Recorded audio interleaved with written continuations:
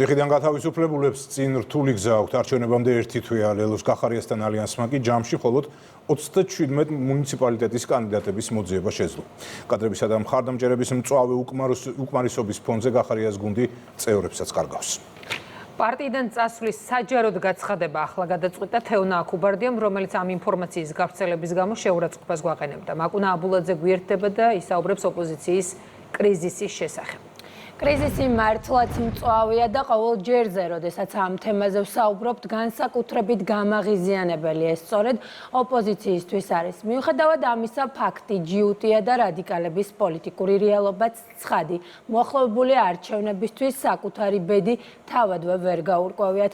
პარტიებმა კი, რომლებმაც არჩევნებში მონაწილეობა გადაწყვიტეს და ტრაბახობდნენ კიდეც, რომ გამარჯვებას აპირებენ, გაირკვა, რომ მუნიციპალიტეტების თითქმის ნახევარში თანამოაზრეები და შესაბამისად კანდიდატებიც კი ვერ მოაგროვეს.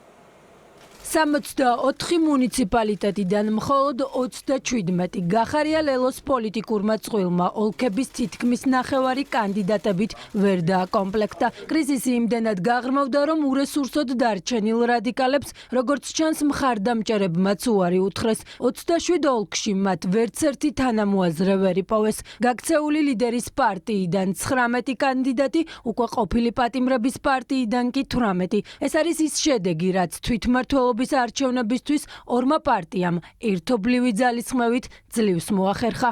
ვერ მოაგროვეთ კანდიდატები? სიმწრის სიცილი ალეკო ელისაშვილისგან უიმედო მდგომარეობაში მყოფს ის გადარჩენია, რომ ჩვენს კითხვებს არ უპასუხოს. გიორგი გახარიას პარტიაში ახალი სტრატეგია აქვთ. ქრონიკის კითხვებისგან თავის ასარიდებლად პრესსამსახურმა კომენტარი თავად ჩაწერა და ისე მოგვაწოდა. 37 მუნიციპალიტეტში წარმოადგენთ მერობის საერთო კანდიდატები. მდგომარეობა სტაბილურად მძიმეა. წინა საარჩევნოდ 27 ოლქში კანდიდატების გარეშე დარჩენილი პარტიების პოლიტიკური ბედი დიდი ხანია ცხადია პრემიერ-მინისტრისთვის. ის რაც ახლა გახარია ლელოს თავს ხდება სახელისუფლებო გუნდისთვის საქმის გაიოლებაა. როდესაც 27 მუნიციპალიტეტში საერთოდ ვერ ახერხებ კანდიდატის დაყენებას, ეს არის იმის ნიშანი, რომ მდგომარეობა არის ძალიან მძიმე. სადაც დააყენეს, იქაც ჯობდა არ დაეყენებინათ. თბილისში მაგალითად ლელოს თანამშრომელია დაყენებული ეს ადამიანი. დაკავებული იყო რითი მაგალითად, რომ ხაზარაძე ყოველთვის აგზავნიდა ამ ადამიანს და პირველში პარკით ხელში მიქონდა 200,000 ლარი ყოველთვიურად ტელევიზიაში. ასეთი საქმიანობით იყო დაკავებული, ახლა ლელოს ეს თანამშრომელი არის დაყენებული კანდიდატი. თავის როზე ამბობდნენ, რომ დამოუკიდებელი კანდიდატი უნდა შეერჩიათ, თუმცა ხედავთ, რომ ესეც ვერ მოახერხეს. ასეთია დღეს თლიანობაში ოპოზიციის მდგომარეობა. ძალიან კარგად იციან რეალურად რა ხდება ქვეყანაში.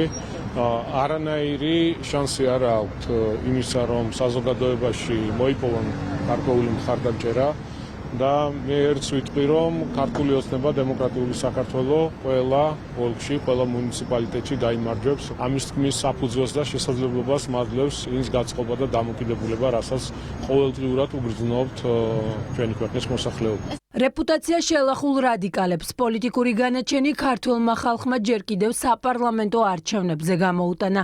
უმრავლესობის წევრების თქმით, მოახლოებულ არჩევნებში ოპონენტებს ხავსიც აღარ დარჩათ იმედად, არათუ რაიმე სახის გამარჯვება. უსუსტესი პოლიტიკური მოცემულობა და არაფრის მომცემი დღის წესრიგი, ეს არის ის რეალური მიზეზი, რის გამოც რადიკალურ ოპოზიციას არ ყავს სათანადო რაოდენობა კანდიდატების. ის რომ მათ რესურსი არ გააჩნიათ, რომ მოიზიდონ ისეთი ადამიანები, რომლებიც რაღაცას წარმოადგენენ თავიანთ მუნიციპალიტეტებში და ასე შემდეგ, რა თქმა უნდა, ესეც მათ დაზიანებულ რეპუტაციაზე მეტყველებს.